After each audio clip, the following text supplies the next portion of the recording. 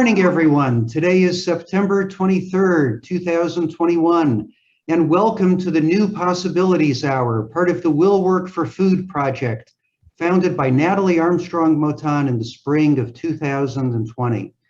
Every week, Jean Lawler and I are so happy and excited to bring another great webinar to everyone. And there's no charge for these wonderful webinars. Rather, we ask people to contribute to a food bank and help fight food insecurity worldwide if they like what they see. And one of my favorite parts of the webinar every week is when we announce the running total of how much our generous audiences have contributed to food banks since the series began.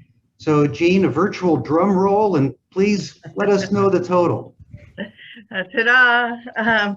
Well, today we're up to $171,950. So we're getting close to the $200,000 mark. But in terms of translating that to number of meals, that depending on which food bank's numbers, you use the formula, it's at least 2 million meals, if not more than 2 million meals that have been served, thanks to the generosity of the participants in Will Work for Food. Amazing. Thank you so much to the legal and ADR communities for being so very, very generous fighting food insecurity. And now to our program for the day. We're so excited to have Professor G. Richard Schell from the Wharton School at the University of Pennsylvania talking to us today. Professor Schell is the author of so many important books in the fields of negotiation, Bargaining for Advantage, the classic, been in print so well over 20 years and translated into so many languages and used in so many, the curricula of so many schools, and this wonderful book, The Conscience Code, another fantastic book. And I'll read you what it says about Professor Schell. G. Richard Schell is the Thomas Gerrity Professor of Legal Studies, Business Ethics, and Management at the Wharton School of the University of Pennsylvania. He is the author of Bargaining for Advantage, The Art of Woo, and the award-winning Springboard, Launching Your Personal Search for Success. He led the most recent redesign of the Wharton School's MBA curriculum and helped create its required responsibility and business course, which inspired the Conscience Code. He has 2 grown sons and lives with his wife, Robbie, near Philadelphia in Wynwood, Pennsylvania. So like they do on late night television, we plug the book, Richard, we plug the book.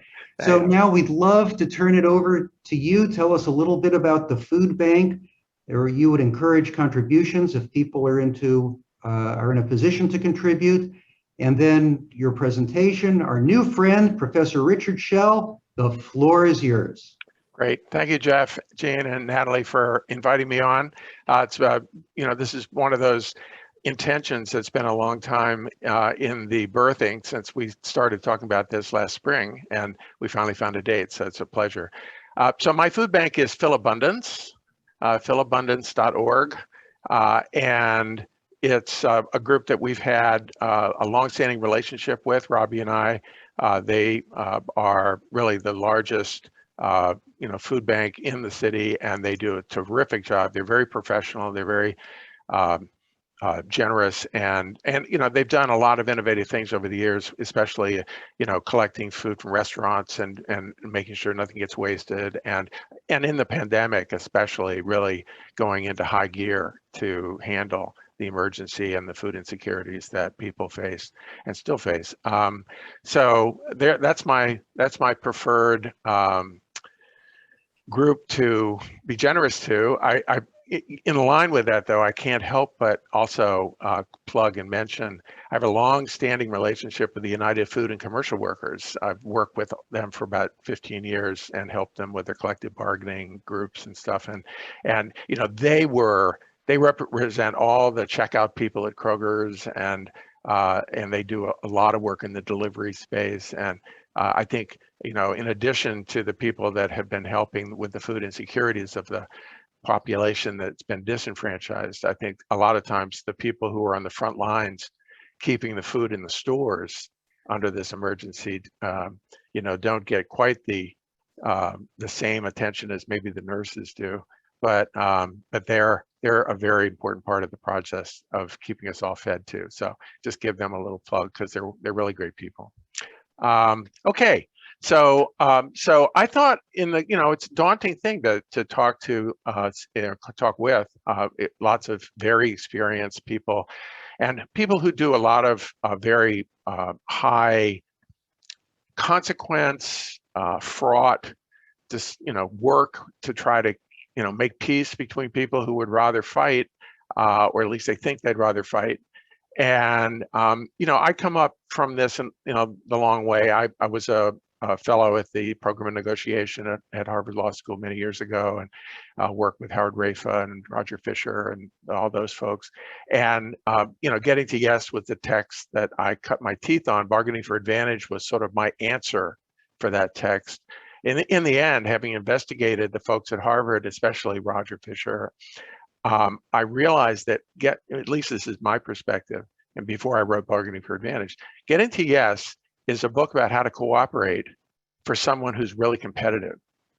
Because once if you ever got to know Roger Fisher, he was a competitive guy, and he was kind of learning to be collaborative and cooperative as a result of his work in international relations and making peace and all the good work they do at the program. And so the interesting data point for that is the word leverage never appears in Getting to Yes.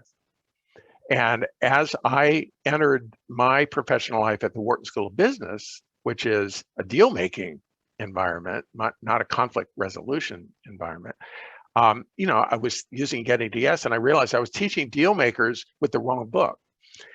It's a conflict management book, and a very, very good one. And I teach it as a conflict management book with Bargaining for Advantage as the deal-making book.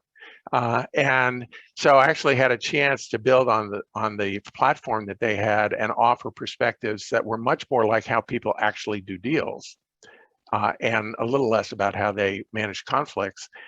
And interest, of course, the currency of our all collective work is common to both areas. Finding out what people really need, what they want, is the currency of the realm to both doing deals and also helping them unpack conflicts when they get off the rails. So that's not a quibble with that. But in my view, there's no such thing as an objective criteria. There's just the criteria people either use or believe in. And, if you believe in it, then it looks objective, but that probably isn't going to be shared by everyone in the room, whatever your view is. So I'm going to talk for a bit, and I'm really open to, Jeff and Jean assured me that they're going to interrupt me and pepper me with whatever questions come up in the chat or anything else. And I'm totally comfortable and happy, getting as far or as not as far as I do in this slide deck. But I tried to think, what could I offer this group, very experienced people, by way of some perspectives that they may not have thought as much about as some others. And so I try to look back on a number of my different books and the way I teach, because I have a course for executives at Wharton on negotiation, but I also have a course on strategic persuasion. And so I've actually done a lot of work combining these subjects in a way that I thought you might find interesting, as a way of parsing out what's really going on in this human communication process that we all have to engage in. So I'm going to do that, and then we'll just take it from there and see if I can get this up. So can you all see this? Is that part? Yep. Okay. I think so. Okay. Now I have to figure out how to advance the slides, because here we go. Next. Okay. Now it should work. Good. Okay. So these are, I've got a fifth book called Make the Rules or Your Rivals Will. That's about strategic uses of law in commercial life. But these are the four that are much more psychological and process oriented. And the Conscience Code is the most recent one. It's about standing up for values in a workplace setting. So it's not so much about resolving conflict as instigating it when the stakes are high enough to be worth instigating it, and then how to do it effectively so that you don't end up having to leave your job or injuring your credibility, but you do it in a way that advances the goal. So that's the array of things. And today I'm going to talk about 4 different topics. One, a model I have of where negotiation and conflict fit into this overall picture of interpersonal influence. Talk a bit about the foundations for credibility as a psychological factor, which is really important for all mediators and the kind of thing you guys check off quickly, but also affects the perceptions of your parties vis-a-vis each other. And then bring a persuasion frame to parsing conflict, a model I call PCAN, which I'll explain when we get there. And then the very vital importance of what lawyers sometimes call the $1-million metaphor, which is the metaphor that allows a tort lawyer to convince a jury that either their client has a claim worth compensating, or if you're a defense lawyer, a claim that shouldn't be allowed. But communicating with ordinary people involves images, analogies, figures of speech, that I think are vital tools, and I'll just remind us about that. And then look at personality as a factor, which is in Bargaining for Advantage. I understand you were sent a copy of the version of the personality assessment that I've created for that book. That it comes out of the Thomas Kilmann conflict mode instrument, which is an older and more expensive way to parse the same subject. So I tried to reproduce it in a way that's more related to negotiation, and also that doesn't cost $40 a person to use. So I got a copyright cleared by a very important and is distinguished copyright law firm in Washington, D.C. So I made sure to keep it straight. So let's start with the circles of influence. So the way I see the topic that we are engaged in every day when we're mediating or negotiating is that there are 3 things going on, not one. And the biggest outside envelope is influence. And that is, what are people's perceptions of you? And the most important concept within that is credibility, which I'm going to get to in a second once I just show my perception of what these topics are that we engage in and how they relate to one another. So as I see it, influence is everything you do, verbal and nonverbal, accidentally on purpose, how you dress, whether you speak the language of the other party, whether you are on time, what they think about these important dimensions of you, especially against their expectations.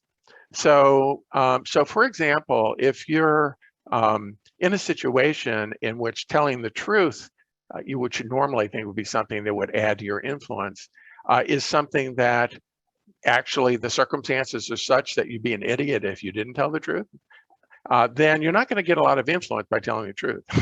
You're going to get a pass. They're going to say, well, this person's got their head screwed on. That's good. They told the truth. But you're not going to get a lot of credit for it. So a lot of influence on the positive side comes from doing stuff that's above their expectations on these virtues. You're more reliable, you're more truthful, you're more compassionate than they had a reason to expect.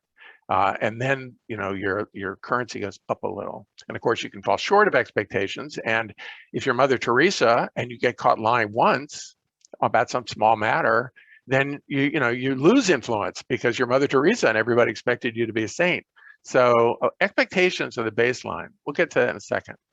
But managing them is a critical skill as a result of that. A special kind of influence, as I see it, is persuasion. And we persuade by offering reasons, justifications, data that they will find appealing.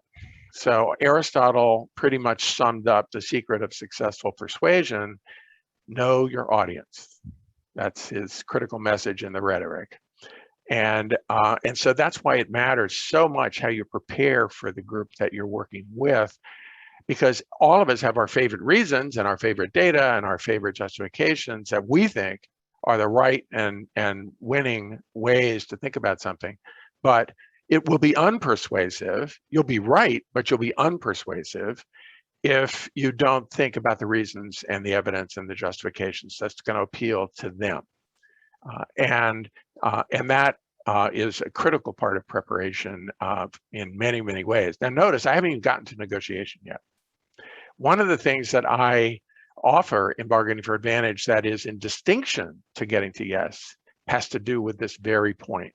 Because My sense is that there are no objective criteria unless it's in physics, and even that is pretty contested depending on the era that you're in. What I say about standards is that they're powerful when they're the standards the other guy believes in, the other side believes in, or that the people believe in, and that they're not powerful when they don't. So then you have a pathway to persuading them, which is offering the evidence and arguments that the standard is in fact fair, or that it's reasonable, or that it's been used many times, or whatever. But until they believe in the standard, it doesn't really have much traction. That's different from just interest. They're going to do it because it's in their interest to do it. One of my favorite quotes of all time is J.P. Morgan, the banker in the 19th century, who said, with a slight modification of gender pronouns, there are two reasons for everything a person does: a good reason and the real reason. And the good reason is usually the standard. It's company policy that we have to do this, or it's good for the community that we have to do this. But the real reason is usually related to interests. We'll gain more, we won't lose as much, we'll be more influential, we'll be more powerful, we'll have more people following us if this result happens. So the only reasons that really count are the reasons the other side actually believes in.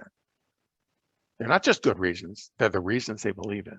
And that's when you get some traction in a mediation, when you offer a justification for an outcome that connects to their way of thinking and say, this is something that a member of your spiritual community would find resonant with this value. I would like you to just consider that as a frame of reference as you consider this proposal, or it might be something relating to the importance of family, if that's a high priority, as opposed to just financials, or it may be financials because you've been appealing to their sense of compassion and actually they don't have one. So persuasion happens with reasons, and fairness is a very big part of our discussion in mediation and negotiation that involves persuasion.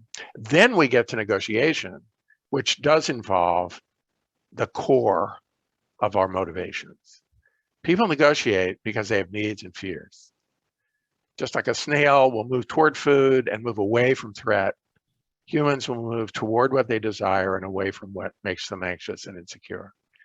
And so the negotiation process, as I see it, is the core kind of the core middle part of your brain where emotions dwell.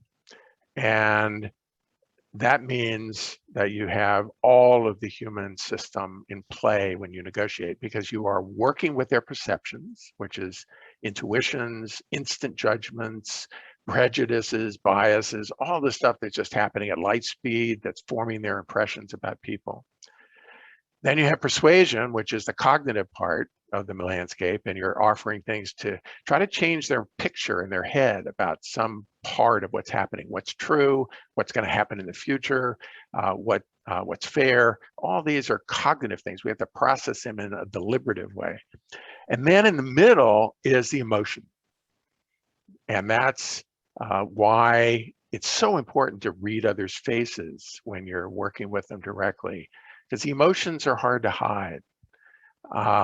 It's so important to hear the pauses between what they say, because you're sensing that they might be going through some sort of operation where they're going to deceive to protect a position or to protect a fact. And you're making judgments and interpretations about that, but that's all we have about other people, are reading their affect. So you have to be a real master of reading other people to be good as a negotiator or mediator, because of course, if we had another circle in this, it would be dispute management and mediation inside the negotiation, because I think that's a special form of negotiation. But in my view, you can't negotiate without also persuading and influencing, and I don't think you can mediate without knowing a lot about negotiation, persuasion, and influence. They're all tightly connected. You can persuade without negotiating.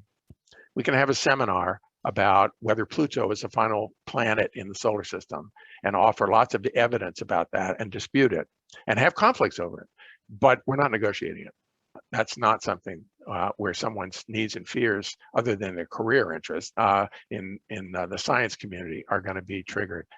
So I just want to make one distinction before I move on here, because I found it a revelation myself after I wrote Bargaining for Advantage, and I started to write The Art of Woo, which is winning others over.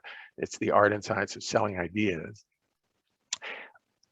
There are two completely different kinds of conflicts, and one is much more difficult than the other. And they relate to this, they both bring influence to the table, but a persuasion problem, the nuttiest and hardest persuasion problem, is a conflict over beliefs.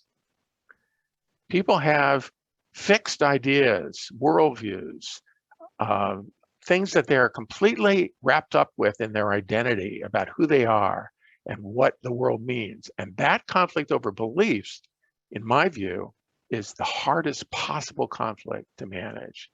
And I ended up coming to the conclusion after studying this for a while that we never, ever persuade someone to change a belief. Never. And so it's futile to think that you have that power, that you can offer an argument or evidence that will change someone's belief.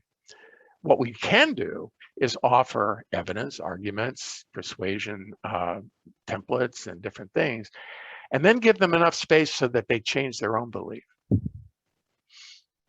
And that's a different kind of challenge than thinking that you can go into a meeting and change someone's mind about a belief.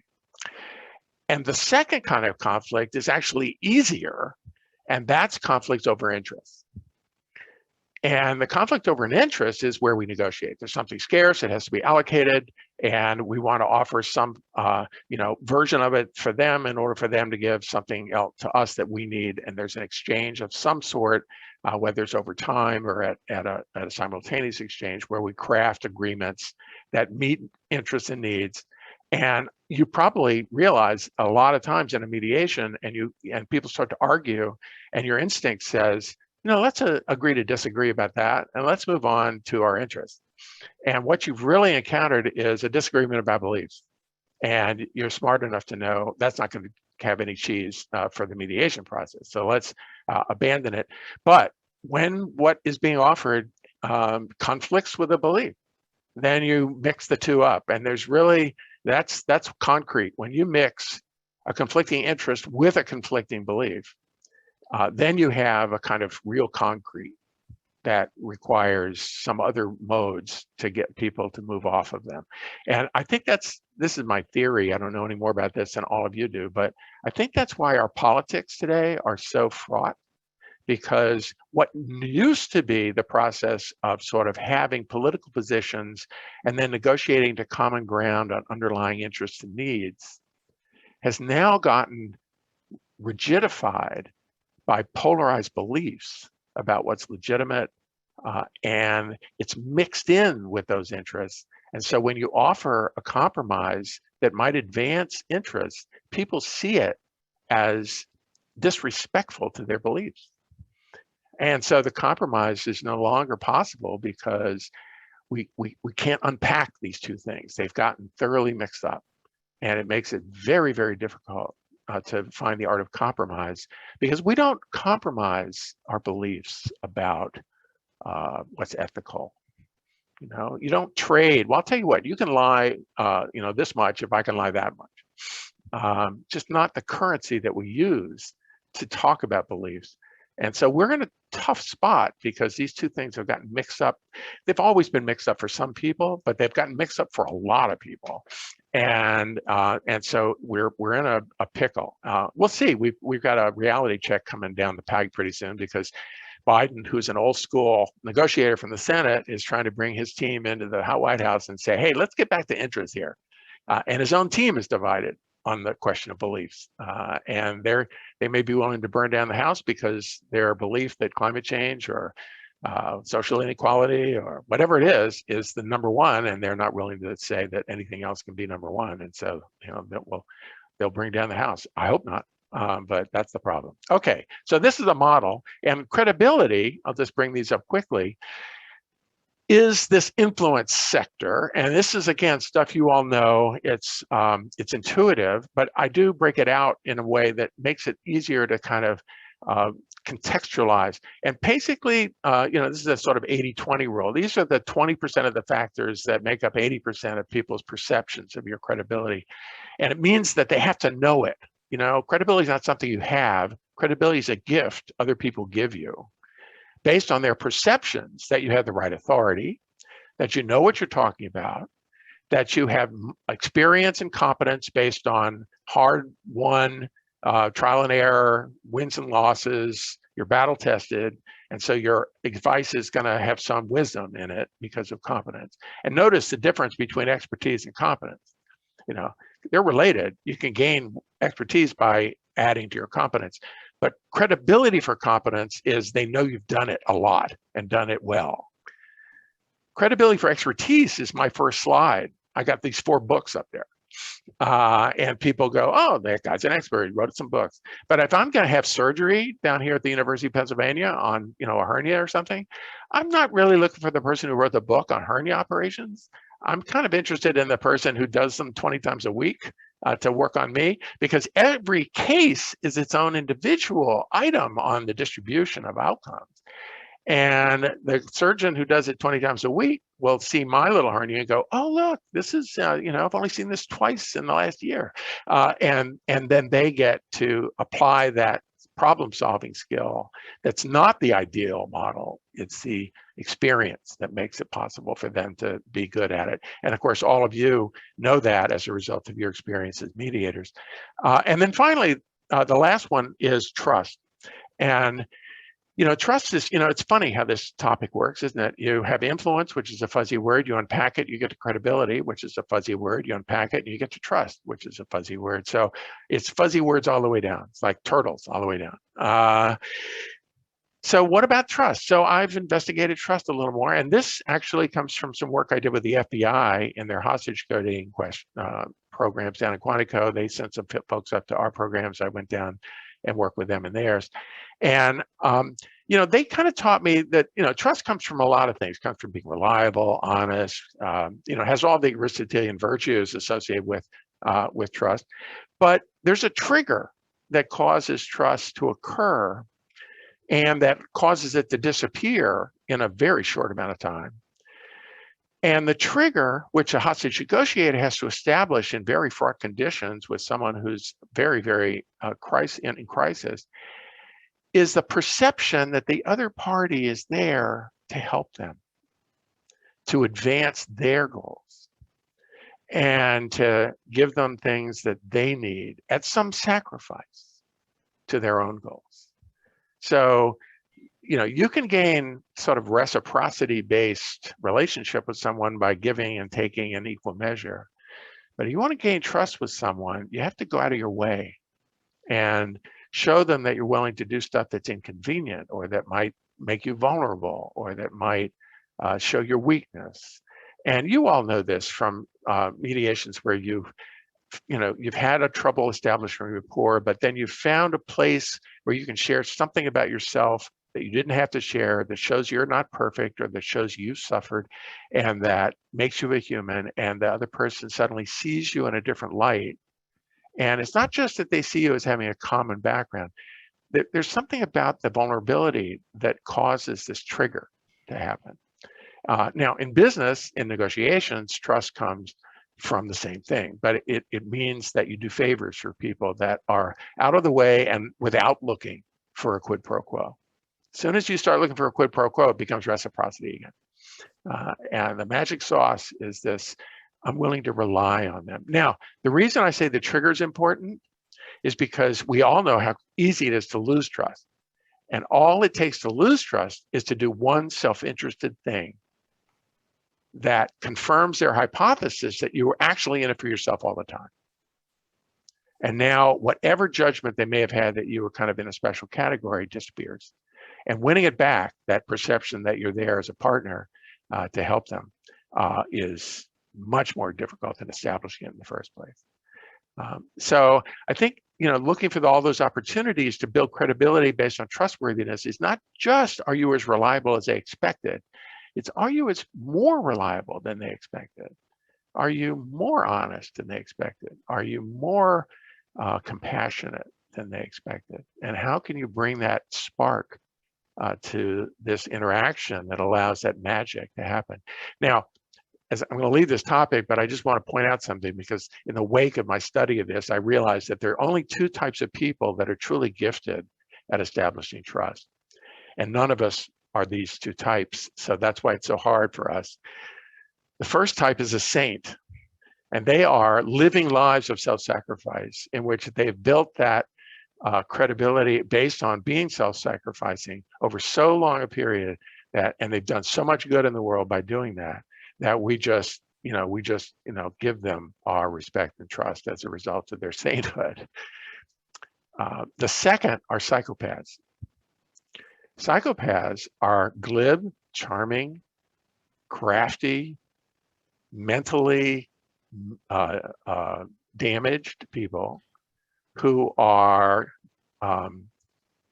gifted with one skill and they have an entire deficit on the other one, both of which are important in interpersonal negotiations and mediation. The gift they have is reading other people's needs and fears.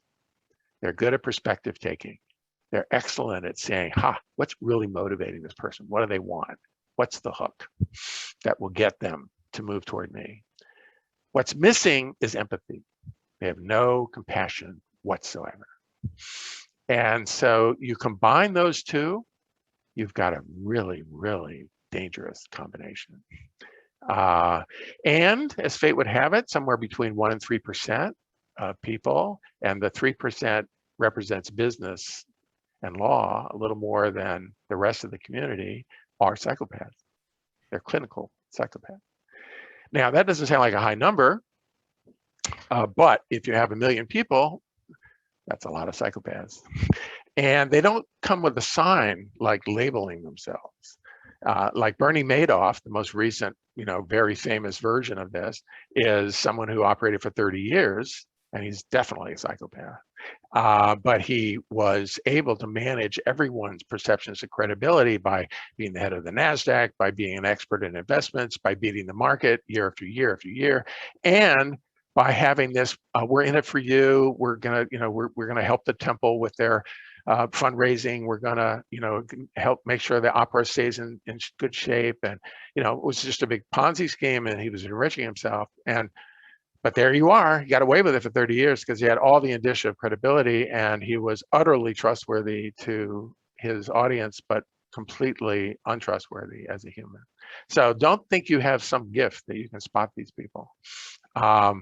They're hard to spot. And that's why it's so difficult to trust others. So I think somewhere in our subconscious, evolution has programmed us to be somewhat suspicious when we have this feeling of trust emerging, and we ask ourselves, are we ready, for this? That's why marriage is such a fraught and kind of incremental process to find a life partner that we're actually going to believe in for the rest of our lives.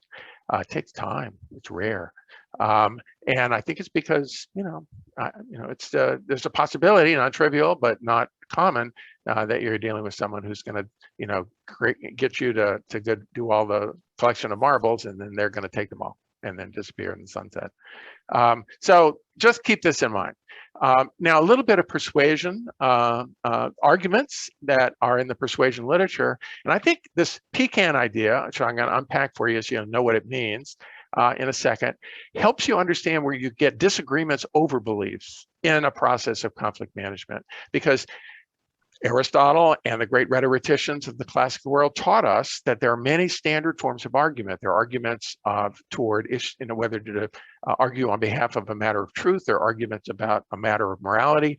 And then there's an argument of what they call the matter of policy, which is a policy argument is an argument over what to do next, which is the most common argument you have in mediation, the most common one we have in organizational life. What should we do next? And when we have that argument, cognitive psychology has actually reinforced this classic insight. Humans process this in 4 steps with 4 questions. And the first question is when the question comes out, what should we do next? Everybody immediately wants to say, well, what's the problem we're trying to solve? And if you have disagreements about what the problem is, then you're stuck. You can keep going and arguing, but if they don't think the problem is the same as you do, or the two parties in the mediation don't think it's the same problem, you're just talking out the window and you haven't connected them yet. So one of the things about this, you have to keep people on the dance on the same page as they take each step. So the job of the neutral is to redefine the problem in a way both sides can buy into it, which means you have to kind of get below their statement of the problem to some, well, it's the problem is that, you, husband, are a bully. No, says the husband, the problem is you, spouse, are, untrustworthy and you betrayed me. And the mediator says, well, thank you for those problems. The problem is, how can we fix this for the children? And now we've redefined the problem. And hopefully they both buy into it. But until you get there, they're stuck at the problem. The next thing humans want to know is, how do we get here? Given this problem, what's the story? And if you tune into any congressional hearing, that's what's going on at the congressional hearing. Something bad happened and people are testifying that it's the other people's fault, that's why we got here. Now, I think causes, which often are where blame comes in, is the kind of thing mediators ought to finesse. And that is say, well, there may be many reasons and many stories about how we got here, but we're here. So let's see where we can figure out a way to move forward and agree to disagree on our stories. Because in fact, causation, even in science, is always indefinite. And so getting agreement on causes, you can stay there for a long time and go nowhere but circles. But they will want to go there. So it's really important that you know about C. And then finally, third, answers. So each side will have their favorite answer. Well, you should give me the house, or, well, you should, forego alimony. And you have to move them off commitments to those answers to options, which is the classic getting to yes insight. And then you have to sell them. And the last thing is, what's the best solution for all, relatively speaking, that's better than status quo? And so you have to make the offer, and this is where persuasion comes in. You offer the evidence, the justifications, the reasons that both sides can buy into, at least in part, that allows them to say, oh, well, okay, I'm going to concede part of my favorite answer in exchange for part of their favorite answer, and we'll come to some, something that gets us there. The thing about this structure, PCAN, is that it applies in all cases of issues of policy. So if you're in your firm trying to make an argument about strategy, it's exactly the same format that you're going to have to use eventually with the team that's trying to devise a strategy, because you're going to say, well, I've got this strategy suggestion. Here's the problem we're trying to solve. Here's how we got here. We don't have an office in China yet. Here's my proposed answer, which is it's feasible, it's legitimate. We can partner with another law firm that's already there, or whatever it is. But now here's why it's the best answer, all things considered, against doing nothing or anything else. And so your argument will structure better, it will be more persuasive, and your audience will follow it if this is what you do, because in the end, that's what their minds are doing anyway. And I think in mediation, it's really important to recognize that this is where it can go off the rails. It can go off the rails at any one of these 4 steps. And that it's not about negotiation, really. It's not about interest necessarily. It's about the structure of the rhetorical problem. And so I offer that to you as a perspective. And then, images, you all know this implicitly, better metaphors eat data for lunch. If you have data, but no story about the data, you're not going to be persuasive. It's just going to be a bunch of numbers. So I think usually it's really important. Lawyers know this when they're in tort cases. That's the $1 million metaphor. What's going to be the metaphor that's going to keep the jury on your side. And I think when you're in the room, people will bring implicit metaphors. If you treated a dog like you're treating me, you'd be arrested. That's a perspective on the other side. Where I live, we still believe in handshakes. You gave your word. That's another metaphor. And, culture, age, all these variables that come into who people are will affect the metaphors that they find persuasive. I would just offer this perspective, and then we'll get the personality. I learned this as a teacher early, and I think it's why I'm a successful teacher in my little world. A mentor told me, went to a class, listened to me teach, and then came back afterwards and said, Richard, you know a lot. Let me offer you a perspective. No one in your class will ever learn anything except on the foundation of what they already know. And so your job is to build a bridge between what they already know and what you're trying to tell them. And metaphors are really good bridges, and they're very efficient. If you can say, like in the Cuban Missile Crisis, in the moment when the Kennedy brothers were sitting there and they were being advised by their military people to bomb Cuba with the surprise attack. And you may remember Robert Kennedy gave a little note to his brother in writing, and the note said, "Now I know how Tojo felt just before Pearl Harbor." And when John Kennedy read that note, the whole meeting changed, because that metaphor projected him into the role of the Japanese emperor bombing Pearl Harbor. And he didn't want to be that person. And so from there on, it was, okay, that's off the table. How else can we solve it? So that one metaphor, which Robert Kennedy came up with, in the moment, was actually enough to completely change the course of history. And that's what you're looking for in the room. What's the metaphor that you can make that sells the proposal, that sells the agreement, that sells it makes it seem vivid and likely and fair and legitimate and part of their tradition to them. And that's hard. So you have to be trolling for that all the way through the process.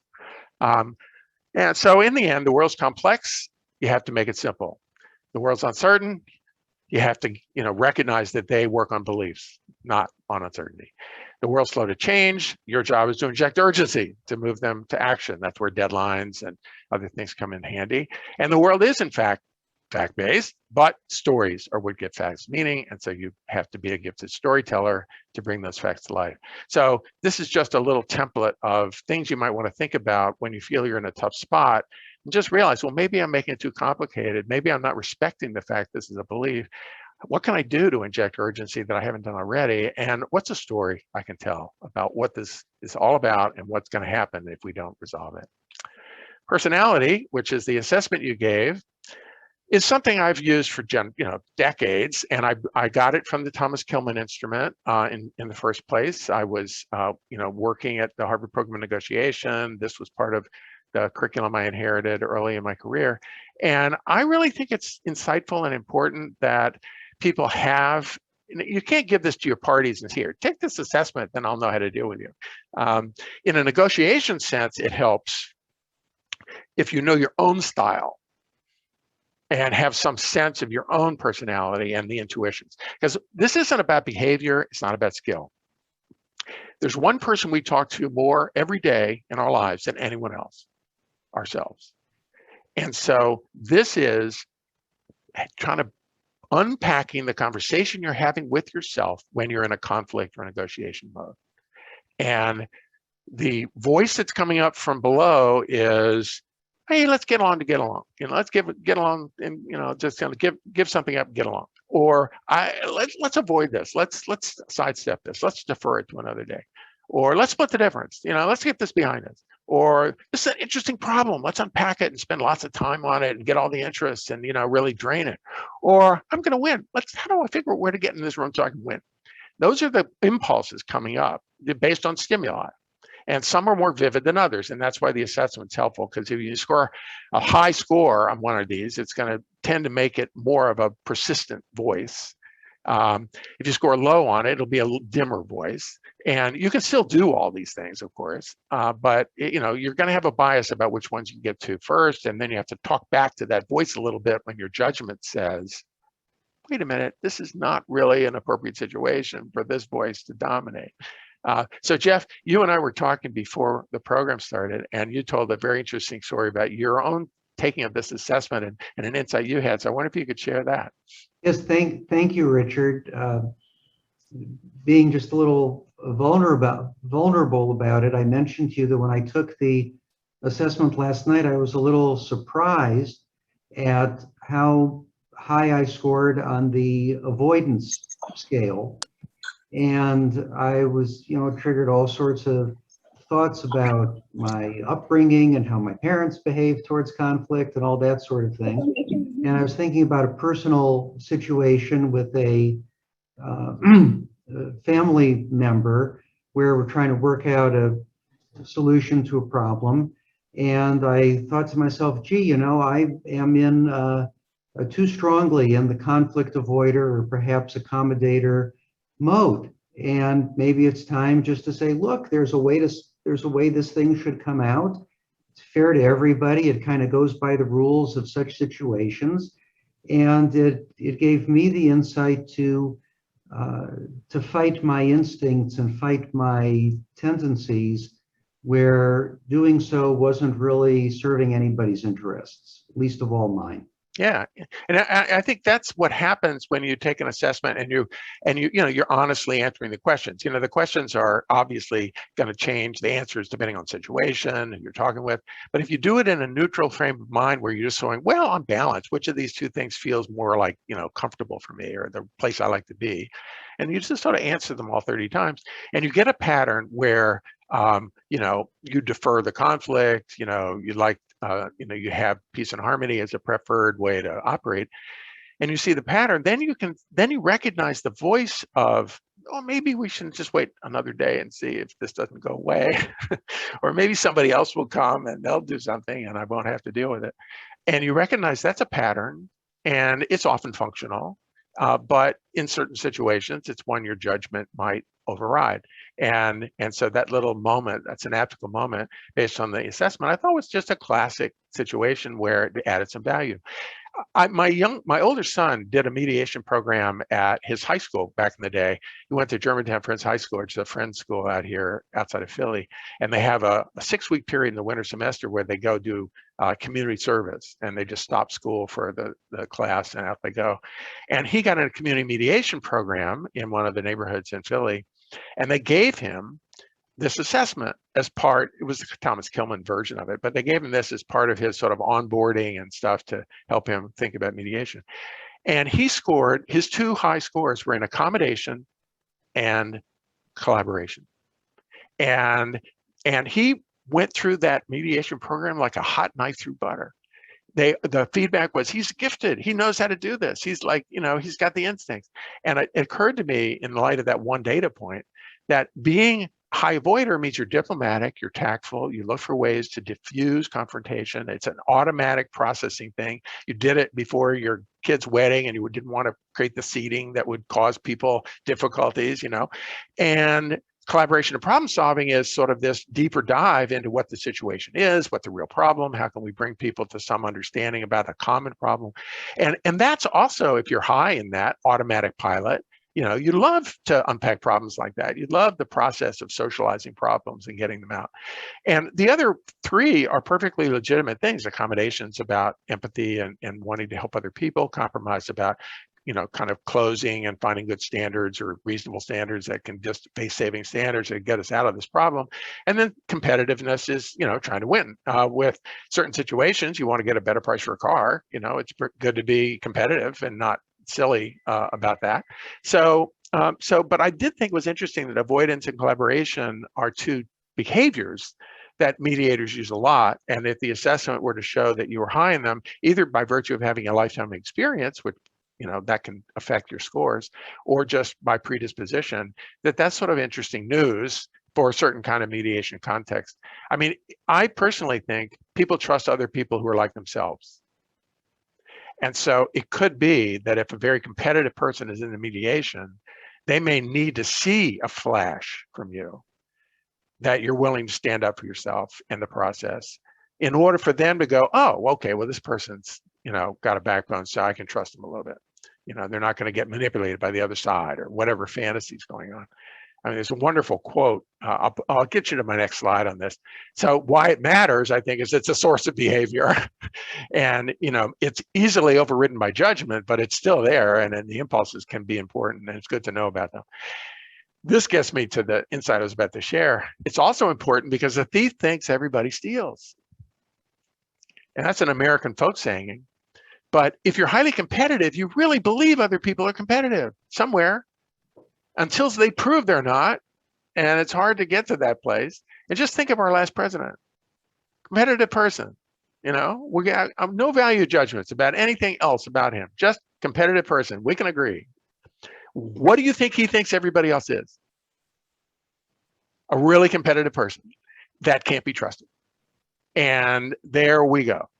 From that kind of sense of the world, a lot of stuff begins to make sense about predicting the behavior. I actually wrote one of my favorite articles of my own in recent times was an article I wrote for the Negotiation Journal called Transactional Man. You can find it there. And it's a whole download on Trump's bargaining style, including how he got through his real estate career and his branding career and predictions about how he might manage the presidency. And I think, you know, the thief thinks everybody steals helps a lot to unpack any judgment you might have about that. Confirmation bias is behind it. We look for things that, you know, we see things we're looking for. And if we're competitive, we look for signs other people are competitive, they become more vivid, and then we say we're right, and then we can start acting the way that's appropriate to that. The same thing, of course, works the other way. If you're highly accommodating and not very competitive, then your confirmation bias will be toward looking for the good in others and how to get them to trust me. And that will often mean you do things for them to build trust, which is the normal way to do it. But you're expecting reciprocity, and a highly competitive person may see that as weakness, and then they take advantage.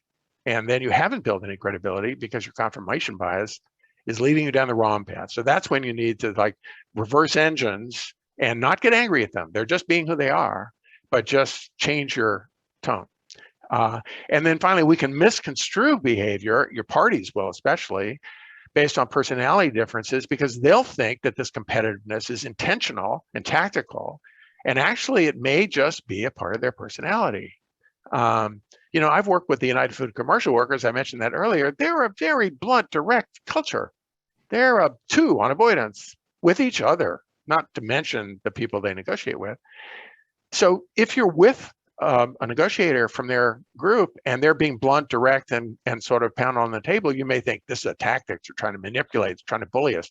No, it's not part of their tactical playbook. It's who they are. And if you want to get to them, be blunt, direct back. And then people will go, oh, I can deal with this person. I can understand them because they're like me. So the fundamental attribution error is just another robust psychological dimension, which is you know, we tend to explain our own behavior by virtue of circumstance. We're speeding down the highway because we have to get the emergency room and we have to meet our spouse there because there's an important issue for our child. But when we view other people, all we can see is their behavior. And so when we see a speeding car racing by us on the highway, we go, there's a reckless driver who's going to kill someone, and they're a bad person, even though they are speeding toward the emergency room in order to get to their spouse, to get to their child. So we had this attribution error. We excuse our own behavior, we blame and attribute character evidence to others.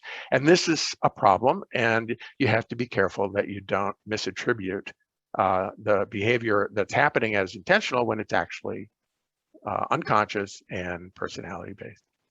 So that's, and I talked a little longer than I thought. I thought I'd be interrupted constantly, but you're very generous and you listened to me the whole time. But we got 5 minutes. Don't forget Phil Abundance. Jeff and Jean, I'll turn it over to you. Anything come up? Wow, Richard, what a presentation. So chock full of gems of wisdom and insight. Thank you so much. Jean, in the few minutes that we have, are there some questions that our audience has posed? Can't hear you, Jane. You're muted, Jane. Yeah. Sorry. No okay.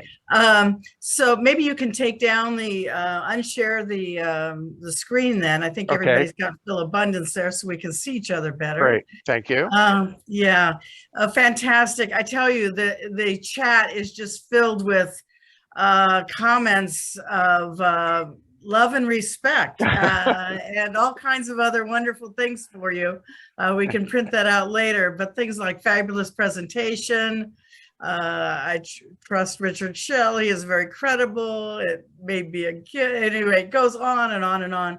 And there are no real questions in here, just adulations, if you will. Let me ask a question, Richard. Okay, when sure, you're in a negotiation situation, whether on your own behalf or as a mediator, and you sense this is just not going well, something's not right here, what's the what's the first thing that should run through our mind diagnostically in terms of how can I turn this situation around when it's not going well? Okay, I have less experience in mediation than I do in negotiation. So I'll start with that disclosure and disclaimer. But people do come to me a lot with negotiation problems for consulting purposes, and they never come unless the problem is close to impossible, because I'm the court of last resort. But when they do, I have a decision tree, and it breaks in two directions right away. So I'll share that with you, because basically, something's wrong, people are stuck, and or people are being kind of shoved and coerced into something that they feel is a disaster, and they're trying to figure out how to get out of it. The decision tree looks like this. Number one, is it a relationship problem? Number two, is it a leverage problem? Relationships are the personal part, leverage is the situational part. And the relationship problems could be they're avoiders, and you can't get them to say anything about how they actually feel.